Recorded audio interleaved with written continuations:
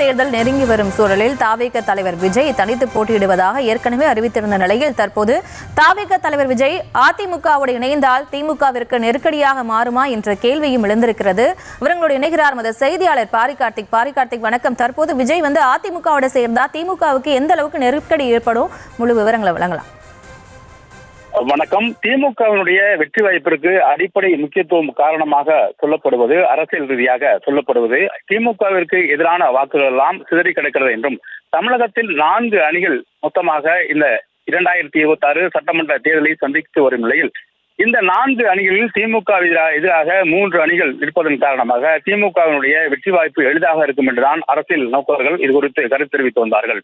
இந்நிலையில் அந்த இருக்கக்கூடிய விஜய் ஒரு முக்கியமான அந்த 3 அணிகளில் நாம் தமிழர், அதிமுக கூட்டணி, அதே போல நடிகர் விஜயோட தமிழக வெற்றி கழகம் இந்த 3 அணிகளும் திமுகவிற்கு நேர் எதிராக நின்று அரசியல் செய்து கொண்டிருப்பதால் திமுகவினுடைய வெற்றி வாய்ப்பு எளிதாக இருக்கும் என்று சொல்லப்பட்ட நிலையில் தற்போது தமிழக வெற்றி கழகமும் அதிமுக கூட்டணியுடன் இணைந்தால் அது மிகப்பெரிய அளவிற்கு திமுகவிற்கு பாதிப்பு இருக்கும் என்பதுதான் உண்மை. அனைத்து இடங்களிலுமே வெற்றி வாய்ப்பை பாதிக்கப்படும் என்பதுதான் மறுக்க முடியாத உண்மையாக இருக்கிறது. ஏனென்றால் சராசரியாக 100 தொகுதிகளில் 5000 வாக்குகள் வித்தியாசம்தான் ஒவ்வொரு தேர்தலும் வெற்றி வாய்ப்பை தீர்மானிக்கிறது. ஒரு 150 தொடங்கி 5000 வரை வாக்குகள் தான் வெற்றி வாய்ப்பை 100 தொகுதிகளில் உறுதிப்படுத்துகிறது. தொடர்ச்சியாக நாம் கடந்த 3 சட்டமன்ற தேர்தலை தமிழக அரசியலில் பார்த்தோமானால் இந்த 100 தொகுதிகளிலும் சராசரியாக 5000 வாக்குகளுக்கு உள்ளதாக தான் வெற்றி வாய்ப்பை தீர்மானிக்கப்பட்ட நிலையில் தற்போது தமிழக வெற்றி கழகத்துடன் அதிமுக இணைந்திருந்தால் அது திமுகவிற்கு மிகப்பெரிய பாதிப்பை உருவாக்கும் என்பதுதான் உண்மை. என்றால் கடந்த தேர்தலின் போது தனி மெஜாரிட்டியாக திமுக வெற்றி பெற்று ஆட்சி அமைத்தது. திமுக கூட்டணி என்ற அடிப்படையில் தேர்தலை சந்தித்தாலும் கூட தனி மெஜாரிட்டி என்ற அடிப்படையில் தான் திமுக ஆட்சி அமைத்தது. அப்படி ஒரு சூழல் தற்போது வருமா, இல்லை தொங்கு சட்டமன்றத்துக்கான வாய்ப்பு இருக்குமா என்பது விஜயனுடைய வருகையை பொறுத்தே இருக்கிறது. விஜய் அதிமுக கூட்டணிக்கு வருகிறால் அது மிகப்பெரிய அளவிற்கு தமிழ்நாட்டில் அரசியல் மாற்றத்திற்கான அடிப்படையாக இருக்கும். அதே நேரத்தில் விஜய் இதை எப்படி எடுத்துக்கொள்வார் என்பதும் ஒரு முக்கியமான கருத்தாகவும் இருக்கிறது.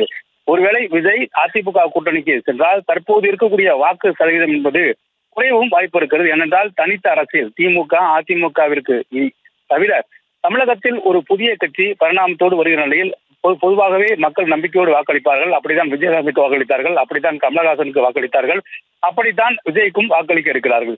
எனவே அந்த புதிய முயற்சியாக, புதிய அரசியலாக, புதிதாக ஒருவருக்கு கொடுக்கும் வாய்ப்பு என்பது அதிமுகவிற்கு சாதகமாக போய்விட்டாலும் கூட விஜய் தன்னுடைய நம்பகத்தன்மை இழப்பார் என்றுதான் சொல்லப்படுகிறது. ஏனென்றால் திமுகவையும் அதிமுகவையும் கடுமையாக விமர்சித்த விஜய் கடைசியாக நடந்த கூட்டத்தில் கூட ஊழல் என்று அதிமுகவை குற்றம் சாட்டியதும், ஊழலான கட்சியா அதிமுக என அதிமுகவினுடைய முன்னாள் அமைச்சர்கள் கடுமையாக விஜயை குற்றம் சாட்டி பேசியதும் நாம் அறிந்தோம்.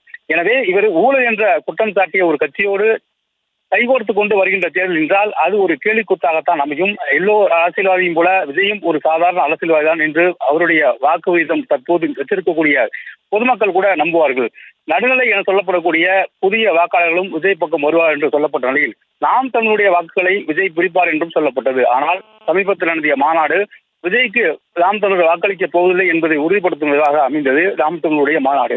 எனவே அதிமுகவினுடைய விஜய் சேர்ந்தால் அது அதிமுகவுக்கு தான் மிகப்பெரிய பலமாக இருக்குமே தவிர விஜய்க்கு அது பலவீனமாகத்தான் முடியும். என்றால் தான் முதலமைச்சர் வேட்பாளர் என்ற ஒரு எண்ணிக்கையில் தான் ஒரு முதலமைச்சர் வேட்பாளர் தனி மெஜாரிட்டியுடன் வெற்றி பெறப் போவதாகவும் விஜய் அறிவித்துள்ள நிலையில் தற்போது அதிமுகவுடன் கூட்டணியில் இருந்தால் யார் முதல்வர் வேட்பாளர் என்ற ஒரு கேள்வி வரும். எடப்பாடி பழனிசாமி அவர்கள் விஜயை முதலமைச்சராக ஒருபோதும் முயற்சிக்க மாட்டார். அதே போல எடப்பாடி பழனிசாமியை முதலமைச்சர் ஆக்குவதற்கு விஜய் ஒத்துழைப்பு கொடுத்தால் அவருடைய தனித்த அரசியல் என்பதும் தனி அரசியல் என்பதும் கேள்விக்குறியாகிவிடும். எனவே இத்தகைய சூழலில் திமுகவிற்கு பல்வேறு சாதகமான சூழலும் இருக்கிறது. குறிப்பாக அதிமுக கூட்டணியில் பாஜக இருப்பதன் காரணமாக சிறுபான்மை வாக்கு விஜய்க்கு விழுவதற்கான வாய்ப்பே இல்லை. அவர் தொடர்ச்சியாக சிறுபான்மை மக்களோடு நான் இணக்கமாக இருக்கிறேன் என்றும் நானே ஒரு சிறுபான்மை மக்களுடைய காவல் என்றும் அவர் பேசி வரும் நிலையில் அது ஒரு மிகப்பெரிய அளவுக்கு அந்த ஓட்டு வங்கியை பாதிப்படை செய்து அது முழுவதுமாகவே 100% திமுக கூட்டணியில் இருக்கும். என்றால் இப்போது இருக்கக்கூடிய சூழலிலே இஸ்லாமிய கட்சிகள் மட்டுமே திமுகவில் 5க்கும் மேற்பட்ட கட்சிகள் இருக்கிறது. தமிழகத்தில் இருக்கக்கூடிய அனைத்து இஸ்லாமிய இயக்கங்கள் மற்றும் கட்சிகளுமே திமுகவை சார்ந்திருக்கிறது.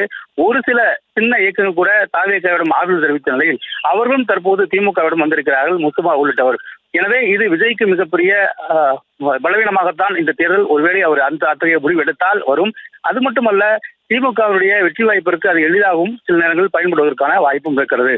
ஏனென்றால் குறிப்பாக விஜய்க்கு பெரிய அளவிற்கு பட்டியலின சமூக இளைஞர்கள் ஆதரவு இருக்கும் என்று சொல்லப்படுகிறது. ஏனென்றால் முதல் மாநாட்டில் விஜய் அவர்கள் அம்பேத்கர் பெயரை தன்னுடைய கொள்கை தலைவர் என்று அறிவித்த போது அங்கு வந்த கடல் அலை போல ஒரு சட்டம் அதை உறுதிப்படுத்தியது. முதல் மாநாட்டிலே விஜய்க்கு எந்த அளவுக்கு பட்டியல் சமூகத்தினுடைய இளைஞர்களுடைய செல்வாக்கு இருக்கிறது என்பதை அந்த முதல் மாநாட்டு முதல் உரையிலே தெரிந்தது. எனவே அத்தகைய சூழலில் அவர் அதிமுக மற்றும் பாஜகவுடன் இணையும் போது அவ்வளவு பேரும் ஓட்டு போடுவார்களா என்பது ஒரு சந்தேகமாக இருக்கிறது. அது மட்டுமல்ல, தமிழகத்தில் விடுதலை சிறுத்தைகளுக்கு பிறகு அதிக பட்டியல் சமூகத்தை சேர்ந்தவர்களுக்கு மாவட்ட செயலரம் பொறுப்பும் கொடுத்திருக்கிறார் விஜய். அது யாரும் மாற்று கருத்தில்லை. அதிமுக கட்சியில் கூட இந்த அளவுக்கு பட்டியல் சமூகத்தை சேர்ந்தவர்களுக்கு மாவட்ட செயலர் பதவி கொடுக்கவில்லை, விஜய் கொடுத்திருக்கிறார். அது ஒரு முக்கியமான விஷயமாக கருதப்படுகிறது. எனவே அந்த பட்டியல் சமூகத்தினுடைய வாக்குகளை விஜய் எவ்வாறு கவரப் போகிறார், ஒருவேளை ஒரு கூட்டணி அமைத்தால் என்பதும் கேள்விக்குறியாகும். அது திமுகவிற்கு மிகப்பெரிய அளவுக்கு சாதகமாக அமையும் என்று எதிர்பார்க்கப்படுகிறது. விஜய் வருகையால் திருமாவளவனுடைய வாக்கு விகிதம் குறையும் என்று ஒரு சில பேர் சொல்லி வந்தாலும் கூட திருமாவளவன் அதையெல்லாம் பற்றி சற்றும் கவலைப்படாமல் எனக்கு பின்னால் இருப்பவர்கள் ரசிகர் கூட்டம் அல்ல என்றும் அவர்களை நான் அரசியல்படுத்துவதற்காக அரசியல் வந்திருக்கிறேன் என்றும் ஏற்கனவே கூறியிருந்தார். இந்நிலையில் திருமாவளவனுக்கு அந்த வாக்குகளும் முழுமையாக போய் சேரும். எனவே அதுவும் திமுகவிற்கு சாதகமாகத்தான் அமையும். எனவே இந்த விஜயனுடைய திமுக மற்றும் அதிமுக என அந்த இரண்டு கட்சிகளுக்கு மாற்றாக வருவேன் என்று சொல்லிவிட்டு அவர் அதிமுகவிற்கு சென்றார். விஜய்க்கு பலவீனமாகவும் அது அதிமுகவுக்கு பலமாகவும் அமையும். அதே நேரம் திமுகவிற்கு இருவேறு கருத்துக்களும் இருக்கும்.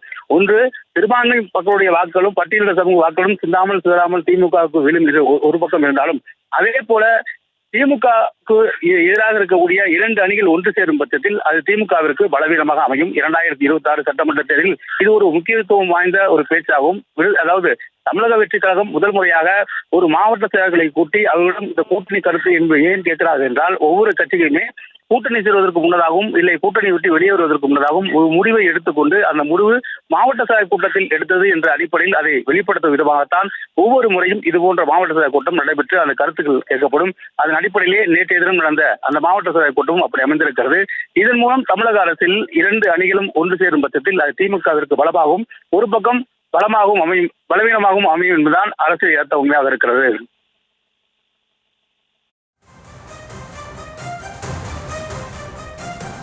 விவரங்களுக்கு நன்றி பாரிக்கர்.